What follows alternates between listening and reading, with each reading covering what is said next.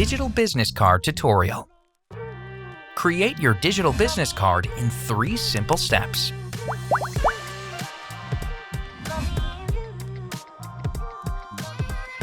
Choose a template. Select a template from the rich gallery.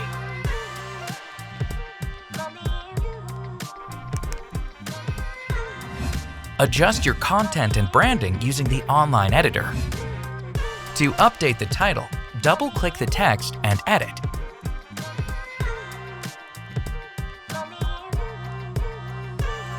To delete an image, select it and press Delete. To change the text color, double-click and open the color picker. To update an image, select the image you wish to replace. On the top left side, click on the settings icon and then press Image. You can now pick your new desired image and click on it.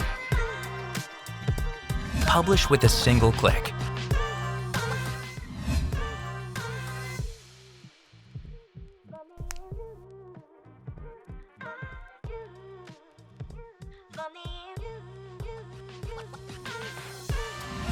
Now your digital business card is available for display on all platforms: Windows, browser, Android, Apple or Android TV.